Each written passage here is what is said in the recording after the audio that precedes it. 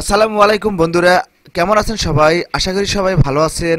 এই ভিডিওতে ফটোশপের একটি সুন্দর কাজ দেখাবো। আশা করি কাজটি বোঝার জন্য সম্পূর্ণ ভিডিওতে আমার সাথেই থাকবেন। চলেন শুরু করি। আমরা প্রথমে ফটোশপটি ওপেন করে নিব। তো চলেন ফটোশপটি ওপেন করি।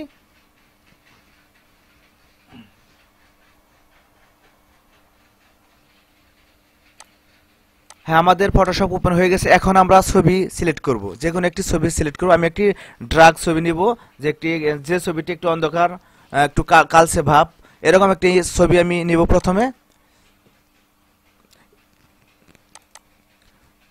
এখন আমি দেখতে পাচ্ছেন একটি ছবি সিলেক্ট করেছি, এই ফটোশপে ওপেন করেছি। আমরা যখন ছবিতে ব্রাইট বাড়াই সেই ক্ষেত্রে আমরা কারবাস ইউজ করি। তো কারবাস ইউজ করার জন্য আমরা কন্ট্রোল+M চাপি। এইভাবে ছবি ব্রাইট করলে কতটুকু রেজুলেশন ঠিক থাকে আর কেমন হয়ে যায় ছবিটি।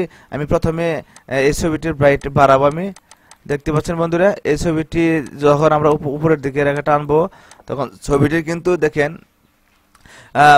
অ্যাকুরেট থাকে না, কখনো মানে কোনো কোনো স্থানে জ্বলে যায় ছবিটি, কিন্তু এর ব্রাইটটা ঠিক থাকে না। ঠিক আছে, মানে জ্বলা জ্বলা ভাব হয়ে যায়, দেখেন অনেকটা কিন্তু খারাপ হয়ে যায় ছবিটির, কিন্তু মান কিন্তু ঠিক থাকে না। তো এখন আমি কেটে দেব কিভাবে আপনারা সুন্দরভাবে সহজ পদ্ধতিতে একটি ছবির কালার আপনারা অ্যাডজাস্ট করবেন এবং কি ছবিটিকে খুব সুন্দর বানাবেন। তো চলেন, তো আমি এটি কেটে দিচ্ছি।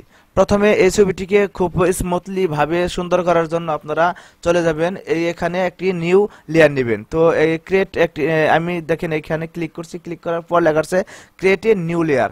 তো এখানে ক্লিক করার পর দেখেন একটা নিউ লেয়ার তৈরি হয়ে গেছে।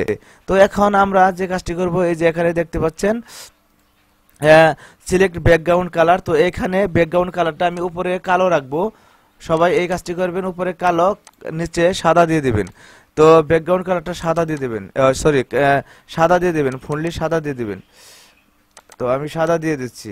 তো সাদা দিয়ে দেওয়ার পর আপনারা কন্ট্রোল+ব্যাক বাটন চাপবেন।